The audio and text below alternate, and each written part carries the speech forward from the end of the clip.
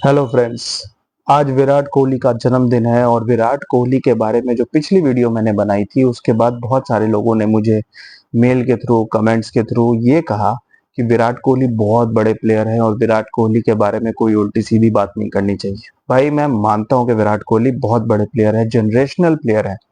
मतलब once in a generation जो players आते हैं जो मोटिवेट करते हैं बहुत सारे यंगस्टर्स को, बहुत सारे लोगों को। लेकिन यहाँ प्रॉब्लम मैं सिर्फ जो हाईलाइट करने की कोशिश कर रहा हूँ वो है विराट कोहली के लास्ट 5 इयर्स का record. I repeat, last 5 year जो मैंने उस वीडियो में कई बार रिपीट किया था।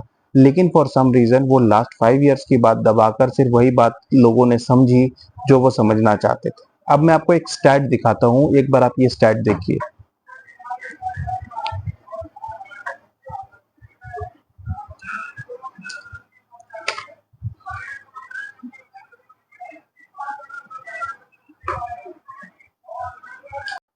ये स्टैट किसी सीरीज का नहीं है, ये स्टैट पिछले 6 महीने का नहीं है, ये स्टैट 1 साल का भी नहीं है, ये स्टैट है 5 साल का। और 5 साल बहुत बड़ा टाइम होता है।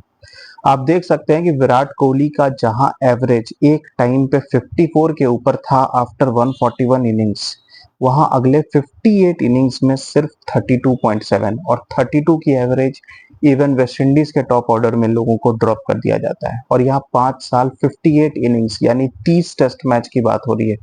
लिटरली 30 टेस्ट मैचेस से वो फॉर्म में नहीं है और ये बहुत बड़ा टाइम है। जब वो 3 साल के एक डाउनफॉल से गुजर रहे थे तो समझ में आता है कि चलो भाई, विराट कोहली जो इतने साल डोमिनेट कर चुके हैं, उनका 3 साल, वैसे तो 3 साल भी बहुत बड़ा टाइम होता है। 3 साल के लिए आप सचिन, द्रविड़, किसी की भी बात करो, कोई भी इनमें से 3 साल के लिए आउट ऑफ फॉर्म नहीं था। 6 महीने 8 महीने आउट ऑफ फॉर्म रहते हैं, उसके बाद एक रिकवरी होती है। लेकिन विराट कोहली की जो भी रिकवरी हुई वो सिर्फ और सिर्फ व्हाइट बॉल में हुई। मैंने एक वीडियो में ये भी आपको बताया था और फिर से बताता हूँ कि even during his down phase, जो कि 2020, 21 और 22 की सितंबर तक का टाइम माना जाता है, विराट कोहली को 2020 में ऑस्ट्रेलिया के खिलाफ होम ओडीआई सीरीज में मैन ऑफ द टूर्नामेंट मिला था। 2021 में भी इंग्लैंड के खिलाफ होम टी20 सीरीज में उन्हें प्लेयर ऑफ द टूर्नामेंट मिला था, क्योंकि 5 में से 3 मैचेस में उन्होंने 70 प्लस स्कोर्स बनाए थे। Problem is test cricket. टी20 से वो रिटायर हो चुके हैं।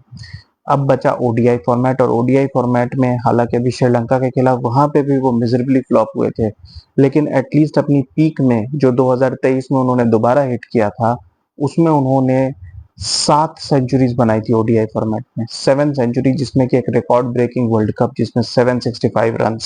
Of course commendable 3 centuries, final में भी हाफ सेंचुरी बनाई। ऑफ कोर्स इंडिया हार गई, लेकिन विराट कोहली की परफॉर्मेंस को कोई भी डिनाई नहीं कर सकता। एशिया कप में पाकिस्तान के खिलाफ वो 100 आउटस्टैंडिंग।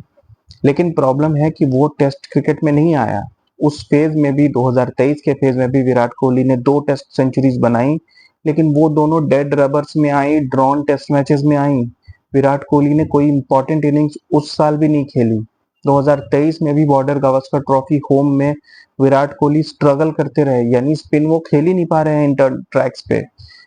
सीम के खिलाफ उनकी प्रॉब्लम हम सब जानते हैं, वो वर्ल्ड टेस्ट चैंपियनशिप के फाइनल में भी नजर आई, उसके पहले इंग्लैंड सीरीज में भी नजर आई।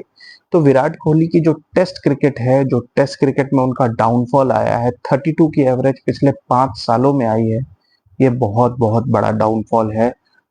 स्टिल आप किसी प्लेयर को बैक करते हो व्हेन इज 32, 33, बट क्या आप एक 36 ईयर ओल्ड को बैक करोगे कि आप फिर से 3 साल लो रिकवरी के लिए? मेरे ख्याल से नहीं।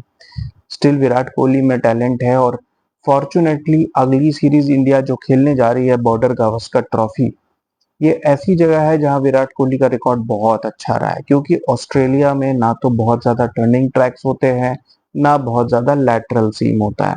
वहां पे बाउंस ज्यादा होता है, जो एडजस्टमेंट में कुछ प्लेयर्स को ज्यादा इजी पड़ता है। और विराट कोहली की जो टेक्निक है वो ऑस्ट्रेलिया के हिसाब से बहुत बढ़िया है।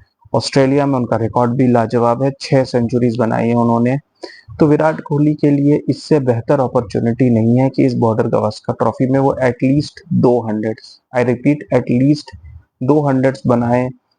10 इनिंग्स मिलेंगी, एटलीस्ट 350 400 रन बनाए, अपनी फॉर्म वापस लाएं, कुछ इंपॉर्टेंट इनिंग्स खेलें। यहाँ पर अगर वो 400 से ऊपर रन बनाते हैं तो टीम इंडिया की चांसेस बहुत बढ़ जाते हैं।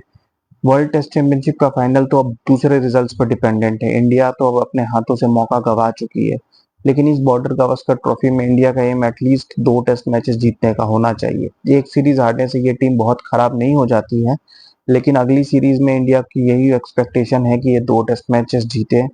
विराट कोहली के बर्थडे पे मैं यही कहना चाहूंगा कि विराट कोहली एक आउटस्टैंडिंग ओडीआई बैट्समैन है और टेस्ट क्रिकेट में वो पीक जो वो हिट कर सकते थे अनफॉर्चुनेटली वो नहीं कर पाए, और अगर ये बॉर्डर गावस्कर ट्रॉफी में वो फेल होते हैं तो वो 10,000 टेस्ट रन के मार्जिन को मिस कर जाएंगे, और उसकी सबसे बड़ी रीजन होगी वो 8 टेस्ट मैचेस जो उन्होंने अपनी पीक में मिस किए, 5 अभी इंग्लैंड के खिलाफ और 3 बॉर्डर गावस्कर ट्रॉफी के। ये मौके विराट कोहली को समझने चाहिए कि जब वो नेशनल ड्यूटी पे हैं तो नेशन कम्स फर्स्ट, और ये प्रायोरिटीज विराट कोहली को डिसाइड करनी चाहिए कि क्या उनके लिए इंपॉर्टेंट है। अगर उनके लिए इवेंचुअली फैमिली इंपॉर्टेंट है तो मेरे ख्याल से वो इनफ क्रिकेट खेल चुके हैं, ये जगह एक यंगस्टर को दे दें और फैमिली लाइफ पे ध्यान दें, अपनी आईपीएल खेलें और ओडीआई क्रिकेट 2027 वर्ल्ड कप तक वो खेल सकते हैं। अदरवाइज अगर टेस्ट क्रिकेट जिनको वो काफी ज्यादा आप कह सकते हो इंडोर्स करते आए हैं, तो फिर टेस्ट क्रिकेट में उन्हें हार्ड यार्ड्स हिट करने होंगे फिर से, और बॉर्डर गावस्कर ट्रॉफी से बेहतर मौका नहीं है कमबैक का। Keep watching guys, thank you.